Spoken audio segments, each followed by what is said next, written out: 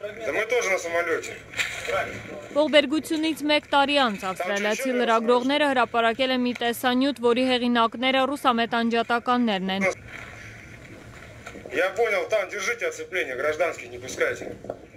Նկարահանումն արվել է օդանավի կործանումից րոպեներ անց հեռախոսով։ New Corp Australia պարբերականի հրապարակած տեսանյութի կադրերում զինվորական հագուստով ռուս անջատականներն են։ Նրանք նկարահանում են աղետի զոհերին, բացում նրանց պայուսակները, ստուգում իրերը։ Դեպքի վայր ժամանած հրամանատարներից մեկը հեռախոսով ինչ-որ մեկին պատմում է, որ երկու օդանավ է եղել, որից հետո հրամայում է քաղաքացիական անձանց մաքրել տարածքը եւ չնկարահանել։ Մտավախություն ունենալով, որ կադրերը կարող են հայտնվել համացանցում։ Հետո նա իր մարդկանց հանձնարարում է կենտրոնանալ եւ առանձնացնել սև արկղը եւ դնել իր մեքենայի մեջ, գրում է ավստրալիական պարբերականը։ 17 րոպե տևողությամբ տեսանյութում հրամանատարը կադրից դուրս ասում է. Նրանք ասում են, որ Սուխոյը քաղաքացիական օդանավ է խփել, այդպես էլ կա, սա ուղևորատար օդանավ է։ Պարբերականը շարունակում է. Հետո նա ցույց է տալիս ուղեկցորդուհիներից մեկի վկայականը։ Տեսնում ես, նրանք արտասահմանցիներ են, մալազիացիներ, նաև ասում է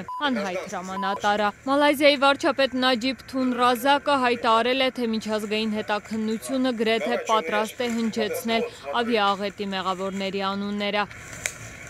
ՄԱԿ-ում Մալազիայի ներկայացուցիչները այս շաբաթ հետևելով Նիդերլանդներին շրջանառության մեջ են դրել բանաձև, որով պահանջում են ողբերգության հանգամանքները քննել ՄԱԿ-ի միջազգային դատարանում։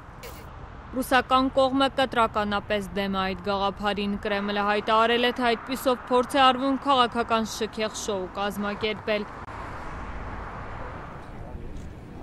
Իսկ մինչ այդ աղետի զոհերից 18-ի ընտանիքները Չիկագոյի դատարանում գործ են հարուցել Դոնեցկի ինքնահռչակ ժողովրդական հանրապետության նախկին պաշտպանության նախարարի Ռուսաստանի քաղաքացի Իգոր Ստրելկովի դեմ։ Հայցվորները պնդում են, որ հենց Ստրելկովն է արձակել օդանավը բուք հրթիռով վայր գցելու հրամանը, քանի որ օդանավի կործանման օրվա դրությամբ նա է համարվել Ուկրաինայի արևելքում գործող ռուս անջատականների զորամիավորումների հրամանատարը, ով ինչպես հայցադիմումում է նշվում, գործնականում ղեկավարվել է Ռուսաստանի իշխանության կողմից։